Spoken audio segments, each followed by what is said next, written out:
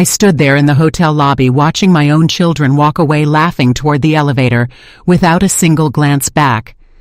Monica, my daughter-in-law, had said something about finally being free of the burden, and they had all laughed. They didn't know I had heard every word. They didn't know I had paid for every cent of that reservation with the money I saved for 8 months selling my pies on Sundays in the town square and stashing coin after coin in a cookie tin I hid behind the canned beans. They also didn't know what I was about to do. But let's go back to the beginning, because it all started 3 weeks earlier on a Tuesday afternoon when the sun was warm through my kitchen window. I was preparing my afternoon coffee, just like every day since I became a widow 4 years ago, when my phone rang. It was my eldest son, Raphael, with that sweet voice he used when he needed something. "Mom, I have a wonderful idea," he said, and I felt that familiar flutter in my chest that always came when my children included me in their plans. "What do you think about us taking a family trip for the holidays all together, like in the good old days?" His voice sounded so excited that I could almost see his smile through the phone. I found a beautiful hotel on the coast, pools, restaurants, activities for the kids. "It would be perfect, Mom." I set the coffee pot on the counter, feeling my eyes fill with tears of joy. It had been so long since I felt included, since I had been invited to anything more than a family dinner, where I sat quietly while they talked about their jobs, their trips, their plans. I was always the one who served, who cleared the dishes, who stayed in the kitchen while everyone else went into the living room. "That sounds wonderful, son," I replied, trying to keep my voice from cracking. "When would it be?" "The first week of January. 7 days, Mom. Imagine all of us, me, Monica, Diego, and Anna, the grandkids, and you, of course, like one big happy family." He paused and then added, "There's just one small detail, Mom. The hotel requires a single person to make the reservation. Could you take care of it? We'll transfer you the money afterward." Of course, it was always like this. I was the one who put my name on the line, who made the guarantee, who handled the paperwork while they had all the fun.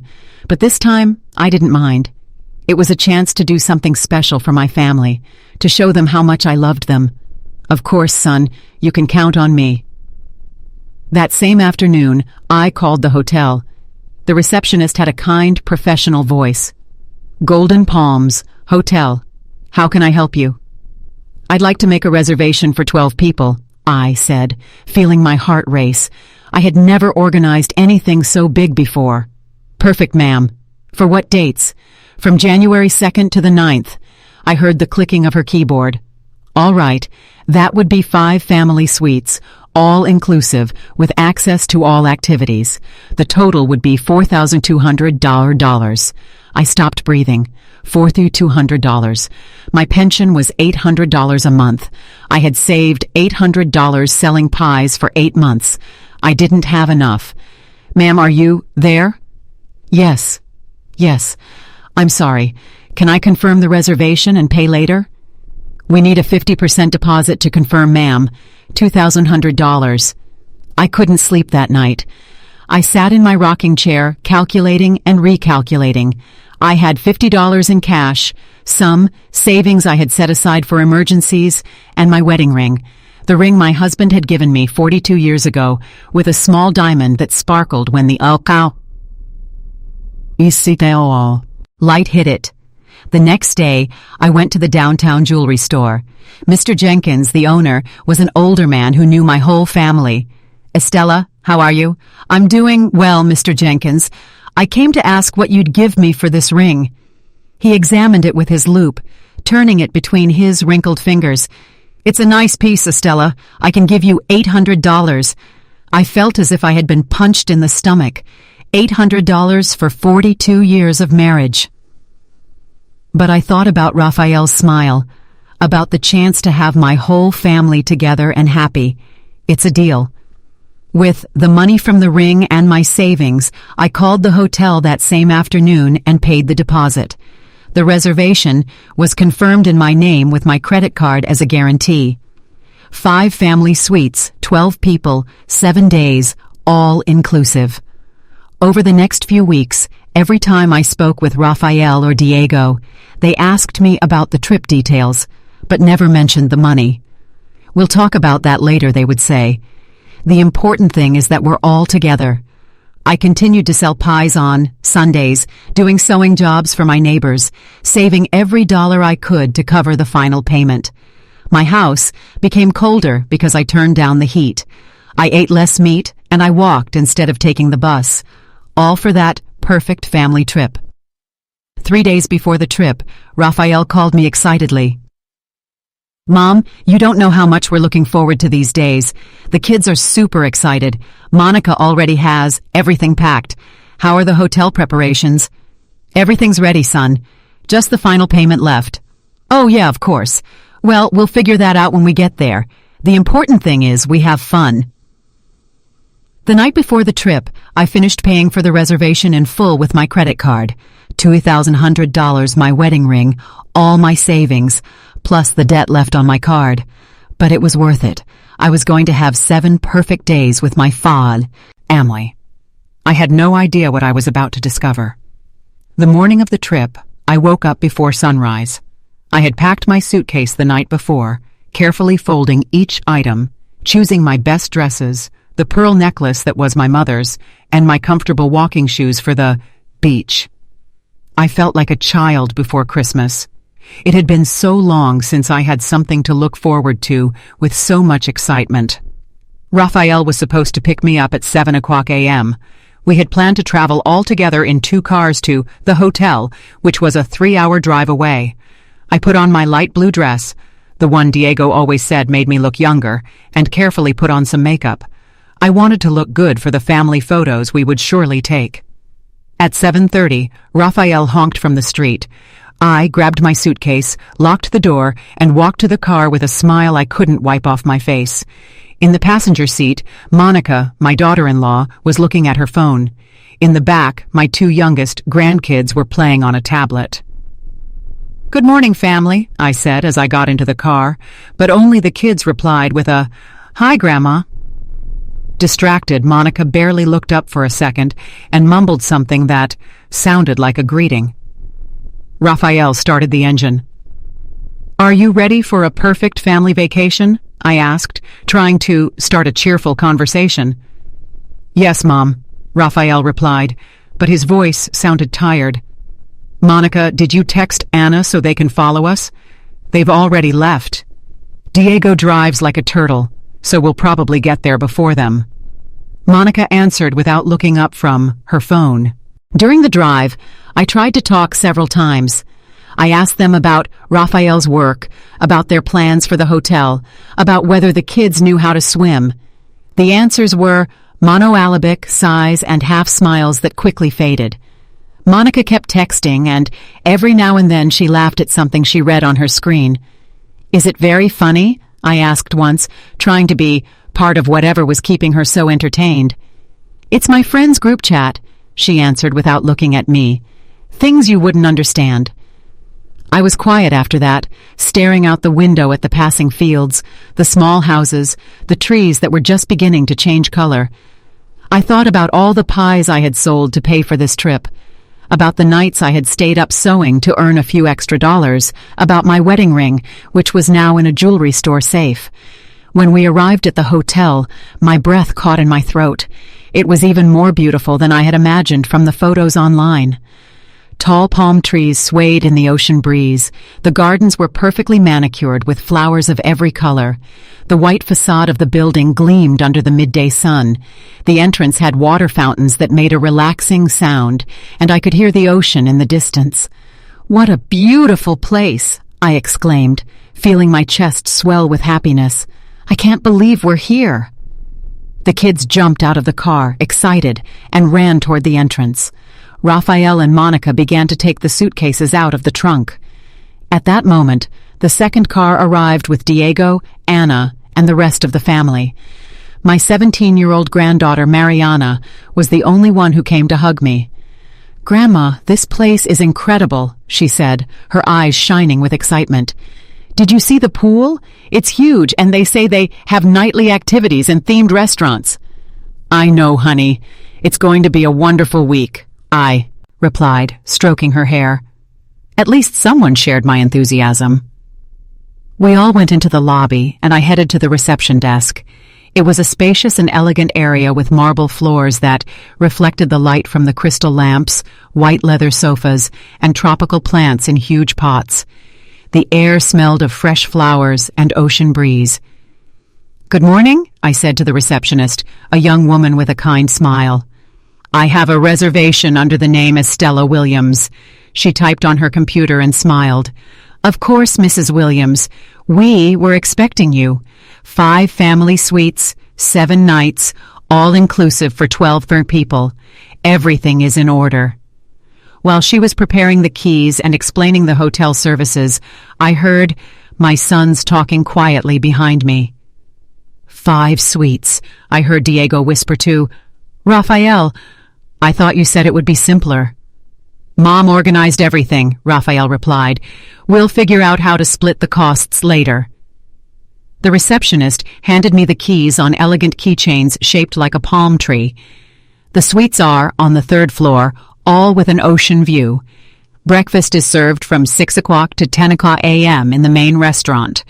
Lunch from 12 o'clock to 3 o'clock p.m. and dinner from 6 o'clock to 10 o'clock p.m. You also have full access to the spa, the pools, sports, activities, and nightly entertainment." "How wonderful," I exclaimed, feeling my heart beat with excitement. "Did you hear that, kids? We have access to everything." But when I turned around to share my joy with the family, I froze. There was no one there. Raphael, Diego, Monica, Anna, and all the grandkids had disappeared. Only Mariana was looking at me with a strange expression on her face. "Where did everyone go?" I asked, feeling my stomach drop. "They went to the elevators," she replied, biting her lower lip. Dad said they were going to get settled in the rooms and that we would meet up later. Without waiting for me, without the keys, Mariana didn't answer, but I could see in her eyes that she wasn't telling me something. We walked to the elevator area, but there was no sign of the family. We went up to the 3rd floor and walked down the hallway looking for them, but it was as if they had vanished. "Mariana, what is going on here?" I asked, my voice trembling. She sighed and took out her phone. "Grandma, there's something you need to know. They're in the family group chat," and she stopped as if it was hard for her to continue. "What group chat?" "The one Dad, Uncle Raphael, Mom, and Aunt Monica made. It's called Drama-Free Vacation." Her voice became softer. "Grandma, they didn't want you to come on the trip." I felt as if the marble floor was shifting under my feet. "What do you mean they didn't want me to come? But Raphael invited me. He asked me to organize everything." Mariana showed me her phone with trembling hands. On the screen, I could see the group chat. The most recent messages said things that broke my heart into pieces. "We've arrived. The old lady took care of everything as usual. Perfect. Now we can enjoy ourselves without her watching us all the time. Did you see how excited she was at reception? How embarrassing. Well, at least she's useful for something. Let her stay in her room watching TV while we take advantage of everything." The words blurred in front of my eyes. I felt tears welling up, my throat closing. $2,100, my wedding ring, 8 months of work, all so they could enjoy themselves drama-free without me. "Grandma." Mariana's voice sounded far away. "Grandma, are you okay?" "No, I was okay, but I wasn't defeated either." I stood there in the hotel hallway with the 5 keys hanging from my trembling fingers, while Mariana looked at me with tear-filled eyes. The messages from the group chat kept coming on her phone, each one like a dagger to my heart. I hope she doesn't get all pushy about family dinners. Don't worry, Monica. If she gets too annoying, we'll just tell her she looks tired and that she should go rest. The important thing is that the kids have fun. She can do her own thing. I closed my eyes and took a deep breath. The hallway smelled of cleanliness and fresh flowers, but all I could taste was the bitter flavor of humiliation in my mouth. For 40 years, I had raised those children. I had sacrificed my dreams for theirs. I had sold my wedding ring to give them this perfect vacation, and this was how they repaid me. "Mariana," I said with a voice I didn't recognize, "how long has that group chat existed?" She looked at her phone, scrolling up to see older messages. Since Uncle Raphael suggested the trip, Grandma, look here. It says he created it the same day he called you. My granddaughter showed me the screen. There it was, clear as day. Group created on December 12th by Raphael Carter. The same day my son had called, me with his sweet voice to invite me on the family trip of my dreams. I continued to read the older messages, each one worse than the last. I already talked to Mom. She fell for the whole story. She's sure she'll be able to organize it. You know how she is with technology. It doesn't matter. If she messes up, we'll fix it. The important thing is she pays. Great. A free vacation with no family drama. Just so we're clear, no all-together activities. Everyone for themselves. The words became blurry from the tears I could no longer hold back. But there was something else, more recent messages, that made me understand the magnitude of their betrayal. "Did you confirm that the hotel allows changes to the reservation?" "Yeah," Diego asked at reception. "Since it's under Mom's name, she can make changes." "Perfect. Tomorrow we'll convince her to transfer the rooms to our names just in case. And on the last day, we'll tell her there was a billing error and that the hotel needs someone else to take care of the payment." There it was. Not only had they planned to ignore me during the trip, but they also intended to leave me with the entire debt at the end. They had used me to organize and pay for their perfect vacation, and then they planned to abandon me with the bill. "Grandma." Mariana gently touched my arm. "What are you going to do?" That question echoed in my mind. What was I going to do? The oldest, Stella, would have cried in silence, swallowed the humiliation, and pretended she hadn't seen anything. She would have spent the 7 days locked in her room, ordering room service so as not to bother the family in the restaurants, watching TV while they enjoyed the pool, the spa, and the nightly activities that I had paid for. But something had changed inside me. Maybe it was seeing my wedding ring disappear into the jeweler's hands. Or maybe it was those 8 months of waking up before sunrise to make pies and sell them in the town square. Maybe it was the realization that my own children saw me as a walking wallet, useful for paying and organizing, but a nuisance to include. "I don't know yet, honey," I replied to Mariana, wiping my tears with the back of my hand. "But I'm not going to stand here and cry. We so to walk to my suite." It was beautiful, with a king-size bed covered in pristine white sheets, a balcony with a direct ocean view, and a marble bathroom with a deep tub. Everything I had dreamed of for months while saving every cent.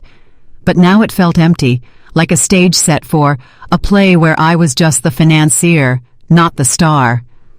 I sat on the bed and Mariana stood by the window looking out at the beach, where I could already see some family members. Raphael and Diego were in the pool with their kids. Monica and Anna were having cocktails under an umbrella.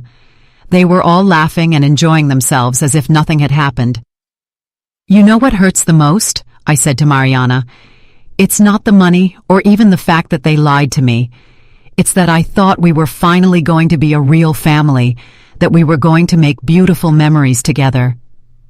Mariana turned around, and I saw that her eyes were red.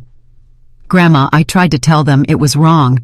When Dad added me to the group, I told them it wasn't fair to you, but they said I didn't understand that sometimes adults have to make difficult decisions." Difficult decisions. That's what I was to them. A difficult decision.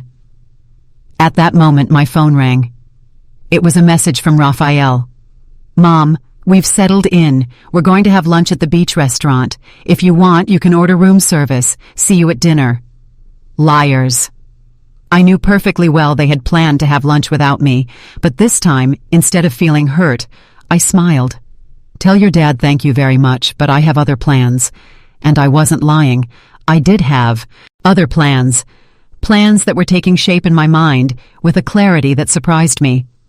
That afternoon, while my family enjoyed the beach with the money I had paid, I was busy making some very important calls. First stop, my bank. Second stop, the hotel reception. Third stop, my lawyer.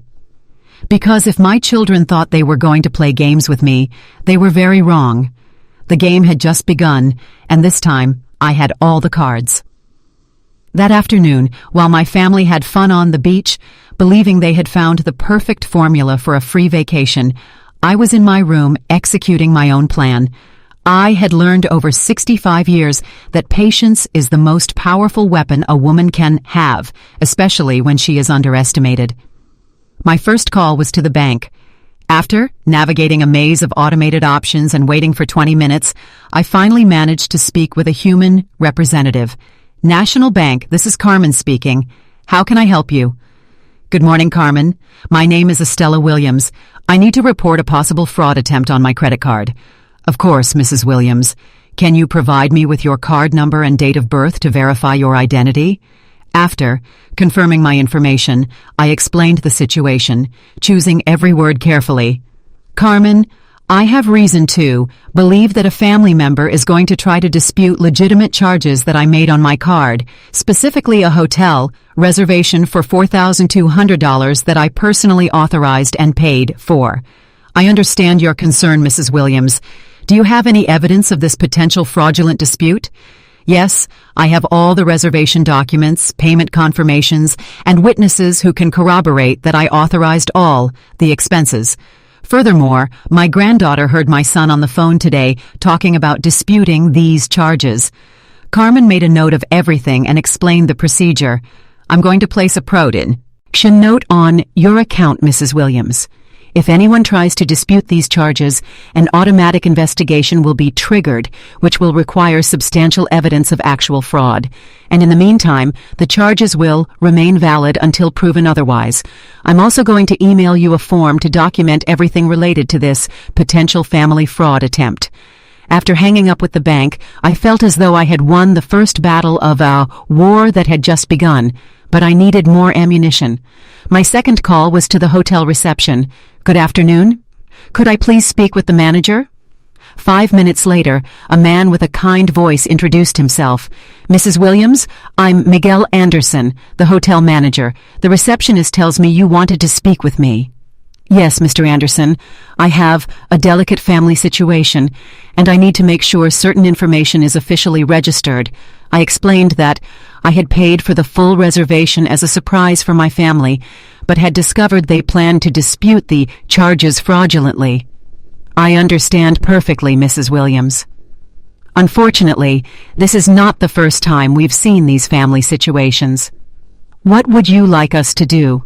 First, I need you to confirm in writing that I am the only holder of the reservation and that I paid for everything voluntarily. Second, if anyone in my family tries to make changes without my presence, I want you to contact me immediately. Of course, ma'am, I will send an official letter confirming all the details of your reservation and payment. I am also going to instruct all the reception staff about the situation. One more thing, Mr. Anderson. Would it be possible to schedule a meeting for tomorrow morning? I think I might need to make some changes to the reservation. Of course. Is 9 o'clock a.m. a good time for you? Perfect. My third call was the most important. I found the number for Mr. Jenkins, the lawyer who had helped my husband with his will and had handled some minor family matters over the years. Jenkins and Associates. Good afternoon. Good afternoon. Is Mr. Jenkins in? This is Estella Williams. Mrs. Williams, it's a pleasure to hear from you. Mr. Jenkins is with a client, but I can interrupt him if it's urgent. It's urgent. 3 minutes later, the familiar voice of Mr. Jenkins filled the phone. Estella, how are you? Is everything okay? No, Mr. Jenkins, nothing is okay. I need urgent legal advice. I told him the whole story, the trip, the group chat, messages, the plan to dispute the charges, everything. Mr. Jenkins listened without interrupting, making occasional sounds of disapproval. Estella, this is very serious. What your children are planning constitutes financial fraud and elder abuse. Elder abuse? Yes. Using deceit to obtain financial benefits from a senior citizen is a federal offense. Furthermore, disputing legitimate charges is bank fraud. What can I do? A few things. First, it's good that you've already contacted the bank. Second, I'm going to email you a document that I want you to sign and have notarized. It is a sworn statement that you voluntarily paid for all the trip expenses. Is there a notary at the hotel? Most large hotels have notary services for guests. Ask the manager. What else can I do? Estella, I have to ask you something important. Do you want to take legal action against your children? The question hit me like a punch to the stomach. Legal action against Rafael and Diego, the children I had raised, who I had cared for when they were sick, for whom I had sacrificed so much. I don't know, Mr. Jenkins. I just want them to stop. I understand, but I want you to know that you have options. You can sue them for fraud. You can change your will. You can take steps to protect your assets. Think about it. After hanging up with Mr. Jenkins, I sat in silence for several minutes. The sun was beginning to set, painting my room in golden colors. I could hear the happy voices of my family returning from the beach, laughing, talking about their plans for dinner. At 6:30, someone knocked on my door. It was Rafael. Hey, Mom, how was your afternoon? Very productive, son. Productive? What did you do? Important calls, paperwork, adult stuff. I saw his smile become a little forced.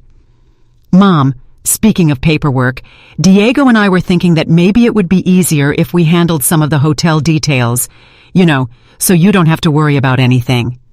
There it was, the first official move of their plan.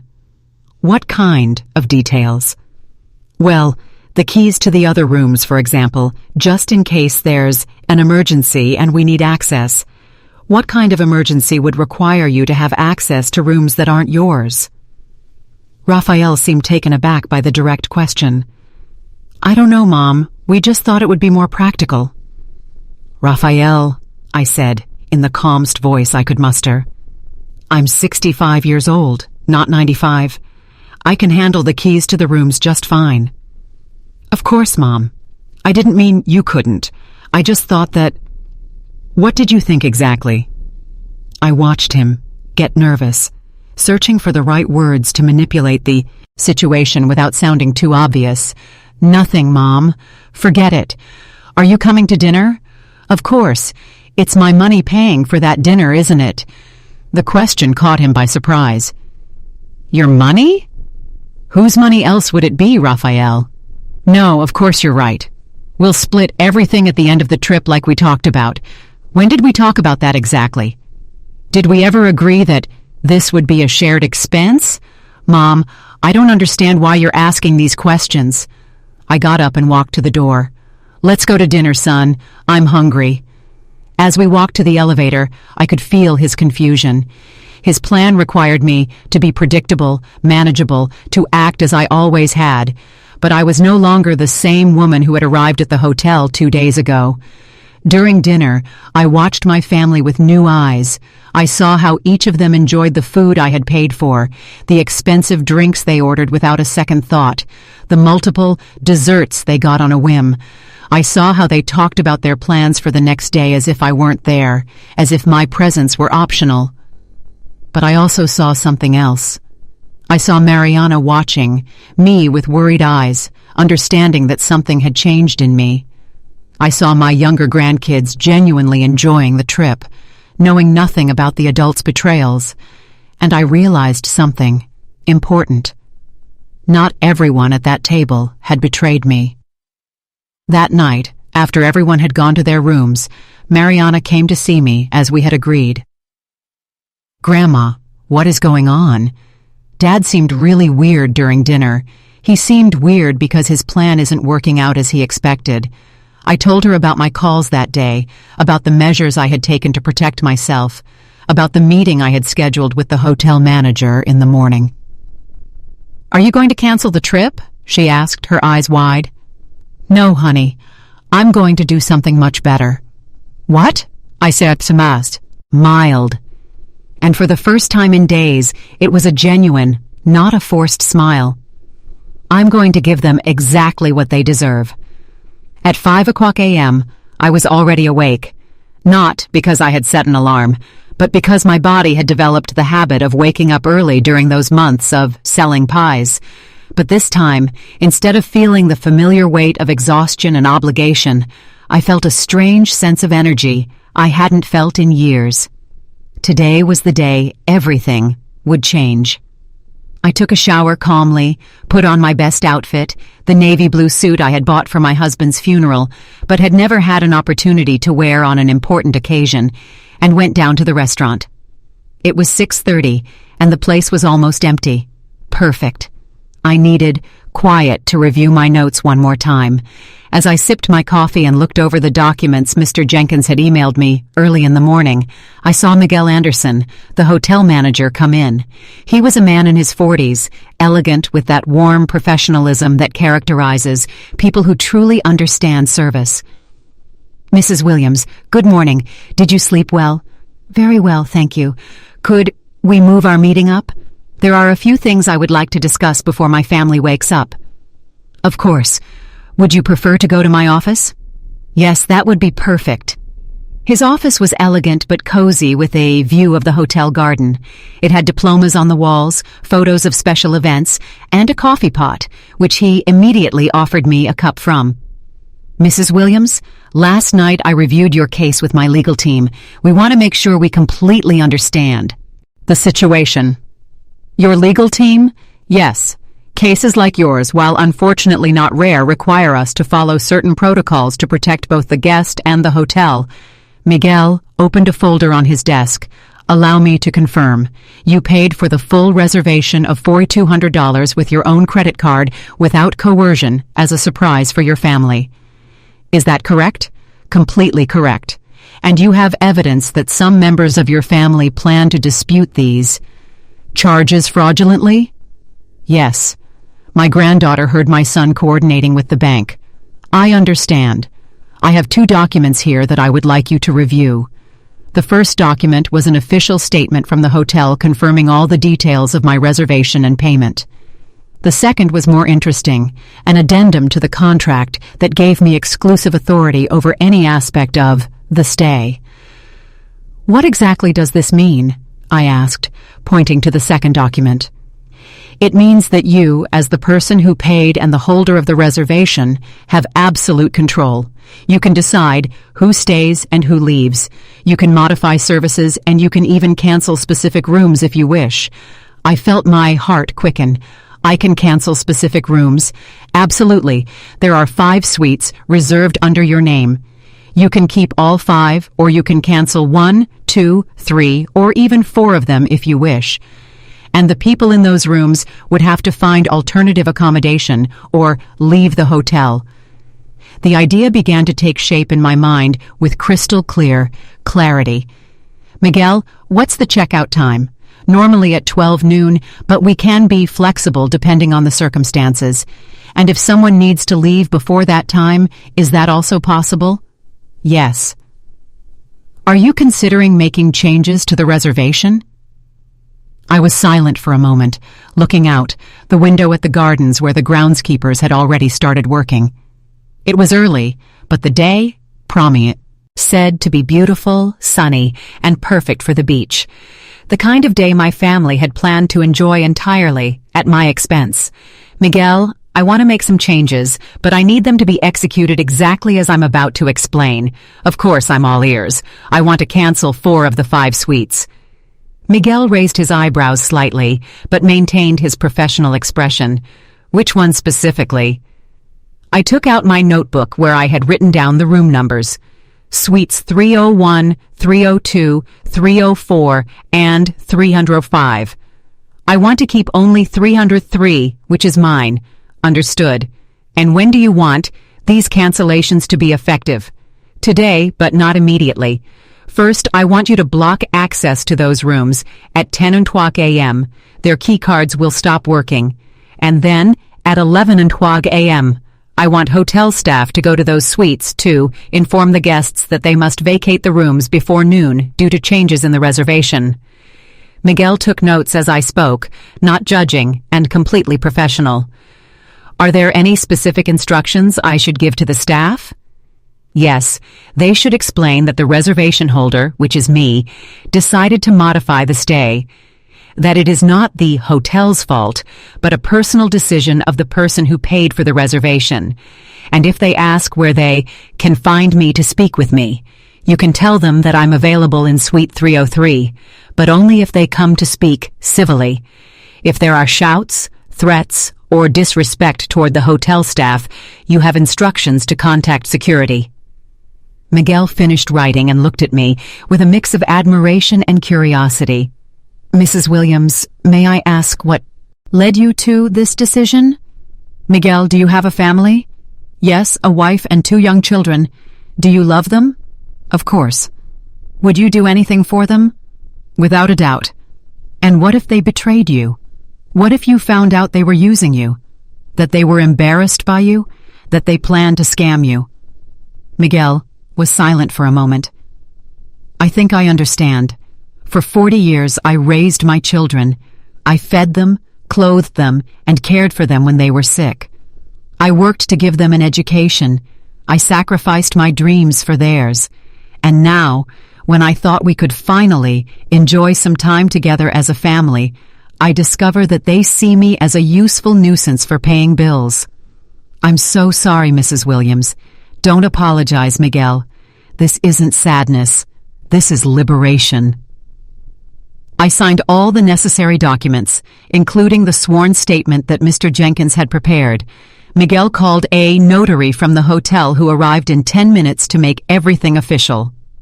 One last thing, I said to Miguel when we finished. Could you please have a cab ready for 12:30? For how many people? Just for 2, my granddaughter Mariana and me. Are you going to the airport? No, we're going to another hotel, one where we can truly enjoy a vacation. Miguel smiled for the first time during our meeting. It will be my pleasure to help you with that too. When I returned to my room, it was 8:30. My family was surely awake, planning another perfect day without including me. But this time, things would be different. I sat on the balcony with a cup of fresh coffee that I had ordered from room service and waited. At 9 o'clock, I would receive the first message from Mariana with the conversations from the secret group chat. At 10 o'clock, their key cards would stop working. At 11 o'clock, the hotel staff would knock on their doors, and for the first time in my life, I would be in complete control. My phone vibrated. It was a message from Raphael. Mom, we're going to breakfast. Are you coming? I replied, no thanks. I have other plans for today. What plans? You'll see, son. You'll see. I looked at my watch. It was 9:55. In 5 minutes, the countdown would begin. The moment my family would discover they had seriously underestimated the woman who had given them life. And honestly, I couldn't wait to see their faces. At exactly 10 o'clock, my phone vibrated with the first message from Mariana. It was a screenshot of the secret group chat sent just a few minutes earlier. Perfect plan for today. Beach all morning, spa in the afternoon. The old lady will surely stay in her room like yesterday. Great. After lunch, we'll talk to reception to get control of the other rooms. Did you confirm with the bank, Diego? Yes. The dispute process should be ready this afternoon. By tomorrow, we won't have to worry about the expenses anymore. Each message was another confirmation that I had made the right decision. There was no doubt, no guilt, no room for regret. They had chosen this path. At 10:30, another message from Mariana. Grandma, they're all at the pool. Dad just said that after lunch, he's going to reception to sort out the rooms. I also heard Aunt Monica say that today is the last day they have to pretend everything is fine. The last day they had to pretend as if being with me was an unbearable performance that was finally coming to an end. I poured myself another cup of coffee and sat comfortably in the armchair by the balcony. From there, I could see the pool where my family was enjoying themselves. Raphael and Diego were in the water with some of the grandkids. Monica and Anna were having cocktails under an umbrella, all laughing, relaxed, happy, making the most of the vacation I had paid for while they planned to betray me. At 10:55, my phone rang. It was Miguel. "Mrs. Williams, the system is RIA. Dog, in 2 minutes, the key cards for suites 301, 302, 304, and 305 will be deactivated." "Perfect. Miguel, is your staff ready for what's to come?" "Completely. We have the security team on standby, and we've already briefed the housekeepers on how to handle the situation with diplomacy, but firmness." "Excellent. I'll see you in 1 hour." I looked at my watch. 9:58, 9:59, 10 unclick. At that very moment, my family's key cards had just become useless pieces of plastic. They wouldn't be able to get into their rooms, access their belongings, or change their clothes, or take a shower after the pool. I waited. It didn't take long. At 10:07, I saw Anna get up from her chair by the pool and walk toward the elevators. She was probably going to get something from her room. At 10:11, my phone vibrated with an urgent message from Mariana. "Grandma, Mom is yelling at reception. She says her keycard isn't working." 3 minutes later, another message. "Now they're all there. Dad is very upset.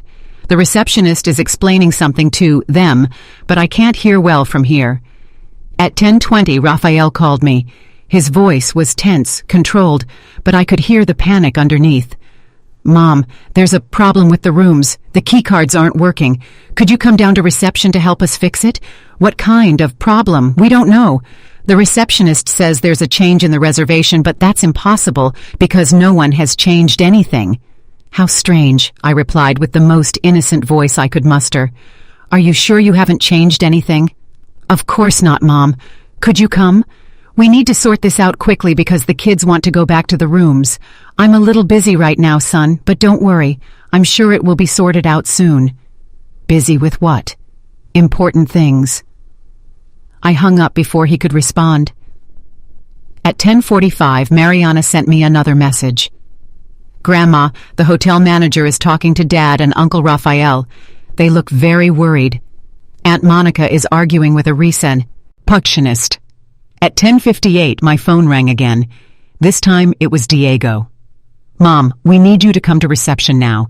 There's a very serious misunderstanding, and only you can fix it." "What kind of misunderstanding?" "The hotel says you canceled our rooms." "That's ridiculous, right? Tell them it's a mistake." "Why would it be ridiculous, Diego?" "What do you mean, why?" "Because there's no reason for you to cancel our rooms." "There isn't." There was a long silence on the other end of the line. "Mom, what's going on? I'm sure Miguel explained it to you very well." "Miguel, you know the manager?" "Of course. We had a very productive meeting this morning." Another silence. When Diego spoke again, his voice had changed completely. "Mom, you canceled our rooms." "Yes." "Why?" "Because I can." And I hung up. At exactly 11 o'clock from my balcony, I saw the hotel staff walking toward the pool area. There were 3 of them. Miguel, a woman who seemed to be from guest services, and a security guard in plain clothes. I saw them approach my family. How Miguel spoke with Raphael while pointing toward the hotel. I saw the expressions of shock, confusion, and then anger on my children's and daughters-in-law's faces. I saw how the grandkids, not understanding what was happening, went up to their parents looking for explanations. At 11:05, someone knocked on my door, forcefully. It wasn't the polite knock of a social visit. It was hard, urgent, desperate knocking. I opened the door and there they were, all 4 of them, Raphael, Diego, Monica, and Anna. Their faces were a collage of emotions: fury, confusion, panic, disbelief. Behind them in the hallway, I could see some of my grandkids waiting with their beach bags in their hands. "Can you tell me what the hell is going on?" Monica yelled before I could say a word. "Good morning to you too," I replied calmly, stepping aside so they could come in. "Don't give me that attitude, Estella," Monica continued. "The hotel says you canceled our rooms. It's ridiculous." "Why is it ridiculous?" "Because we're your family. That's what I thought." Raphael stepped forward, trying to use his most conciliatory voice. Mom, there's clearly a misunderstanding. Let's go down to reception and clear all of this up. There is no misunderstanding, Raphael. I canceled your rooms because you are no longer welcome on my trip. Your trip? Anna looked genuinely confused. I thought it was a family trip. I thought so too, until I discovered that you don't consider me family. Diego frowned. What are you talking about? I took out my phone and showed them the screenshots of the secret group chat that Mariana had sent me. I watched their faces fall as they read their own messages. This, Raphael tried to find the words. This isn't what it looks like. It's not. Then explain to me what free vacation with no family drama means, Raphael. The silence in the room was deafening. The four of them looked at each other, searching for an explanation, an excuse, a way out of the hole they had dug for themselves. Mom, Diego finally spoke. I understand. You're upset. But you can't leave us without rooms. We have small children, the same children you were going to keep away from me by hiring a nanny. That was... And what about the bank, Diego? Have you already started the dispute of the charges? Diego's face went completely pale. How? How do you know? I know everything. I know about the group chat. I know about your plans to take control of the reservation away from me. I know about the fraudulent dispute you were planning to make with the bank. I know everything. Monica slumped into the armchair, covering her face with her hands. Anna looked as if she was going to be sick. Raphael and Diego stood in the middle of the room like children who had been caught stealing candy.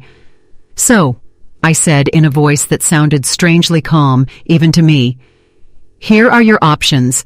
You can take your things, which the hotel staff has already so kindly packed. You can call a taxi, and you can go find another hotel where you can pay for your own vacation. Or what? Raphael asked in a trembling voice. Oh, nothing. That's your only option. You can't do this, Monica yelled, getting up from the armchair. We're your family. You can't abandon us. I looked directly into the eyes of the woman who for years had tolerated my advice with fake smiles, who had talked behind my back, who had turned my son against me. Monica, I said with a calm that surprised me. Who abandoned whom first? And in that moment, I saw in her eyes that she knew exactly what I was talking about. The war had ended before they even knew it had begun. The silence that followed my question was devastating. I could hear the air conditioner running, the distant voices of other guests in the hallway, the gentle sound of the waves reaching the beach. But in my room, the silence was so dense it seemed to have its own weight. Raphael was the first to try to recover. Mom, this is crazy. You can't be serious. Do I look like I'm joking? But the kids, what are the grandkids going to think? For the first time since this confrontation began, I felt a pang in my chest. My grandkids, the only innocents in this whole betrayal. The grandkids are going to think that their parents made very poor decisions, and now they have to face the consequences. You're destroying this family, Anna cried, tears streaming down her cheeks. No, Anna.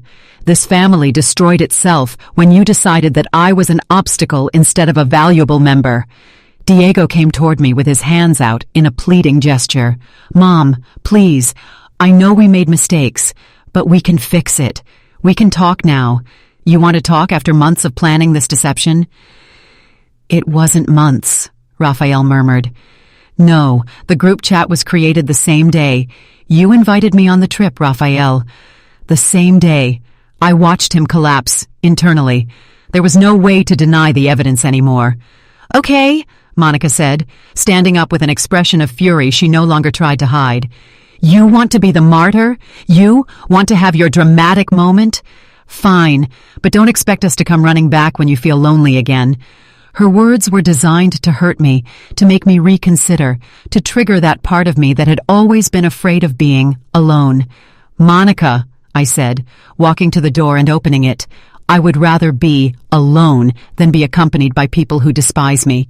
We don't despise you, Diego exclaimed. No. Then explain to me what getting rid of the burden and the last day we have to pretend everything is fine means.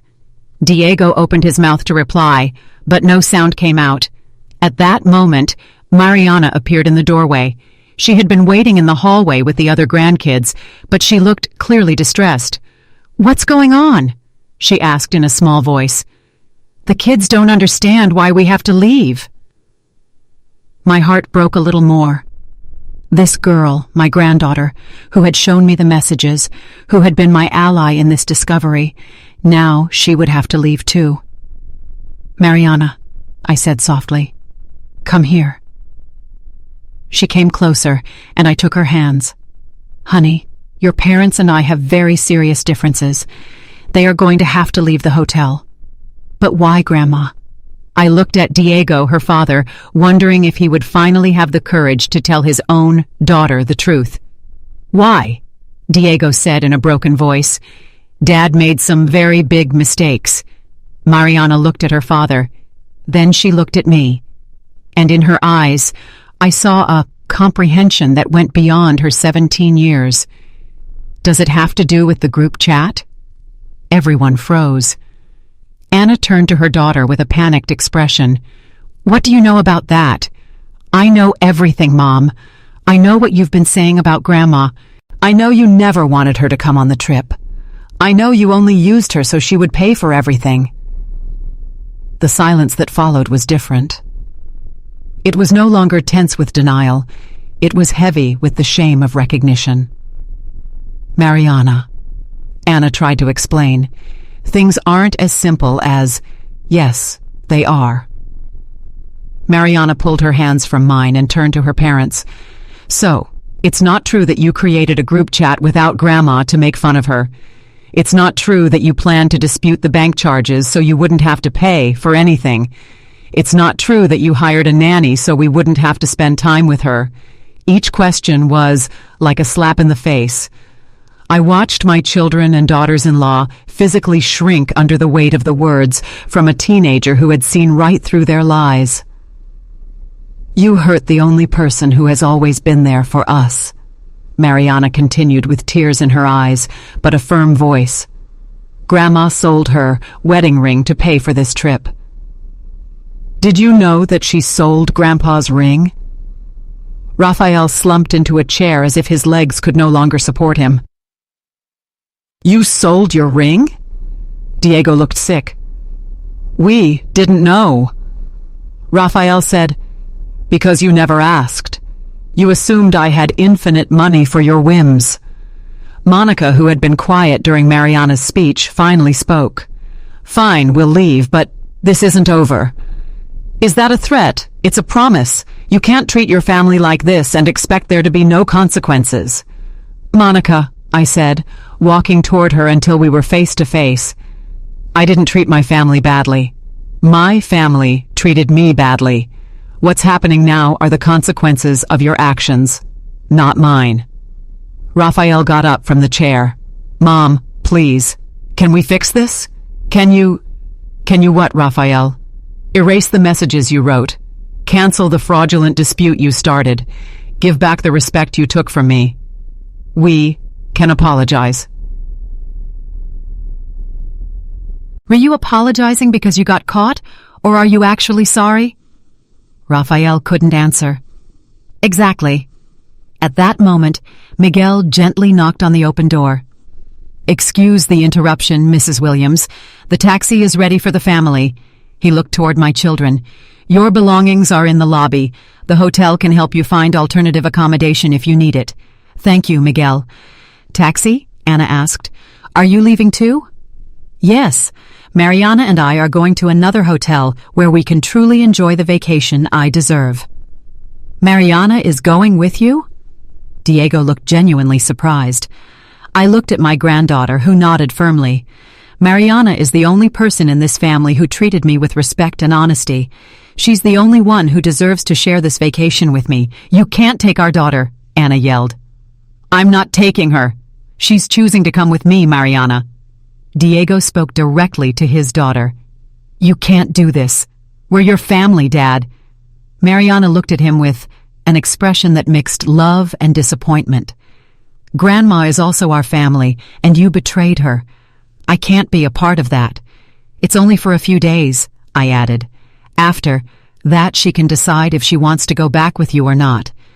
This is kidnapping, Monica muttered. No, I said firmly. This is justice.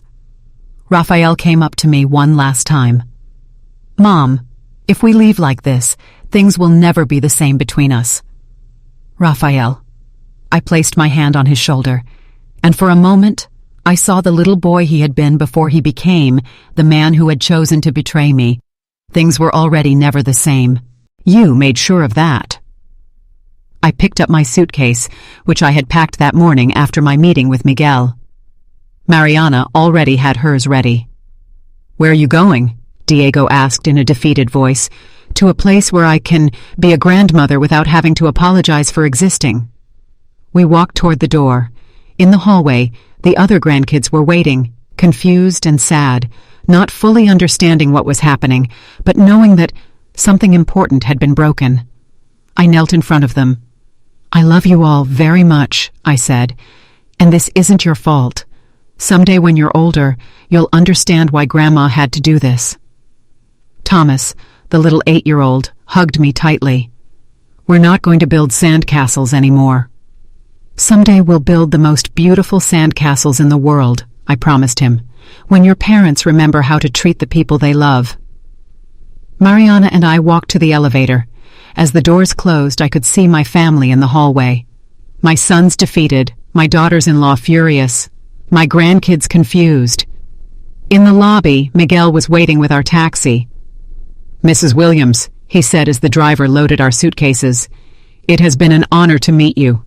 What you did today took a lot of courage. It wasn't courage, Miguel. It was survival. As the taxi drove away from the hotel, I looked out the back window. I could see my family at the entrance with their suitcases, probably calling other hotels, looking for a place to stay. Do you regret it, Grandma? Mariana asked me. I thought about the question as we watched the landscape go by. I thought about 40 years of motherhood, about sacrifices that were never acknowledged, about the love I had given without expecting anything in return, but that, in the end, had expected at least basic respect. No, I finally replied. I regret that it took me so long to value myself. The taxi was heading toward an all-boutique hotel on the coast where I had made a reservation that morning, a place where a grandmother and her granddaughter could build sandcastles, enjoy quiet dinners, and remember what it meant to be a real family. For the first time in years, I felt free. And for the first time in my life, I had put my own needs first. It was terrifying and liberating at the same time, but mostly, it just felt right. Did you like my story? And which city are you listening from? Let's meet in the comments. If you like the story, you can support me by sending a super thanks so I can keep bringing more stories like this. Thank you so much for your sweet support. I'm looking forward to your comments on the story. On the screen, you can see 2 new life stories that I highly recommend. There's so much more on my channel. Don't forget to subscribe. See you in the next life. Story with love and respect.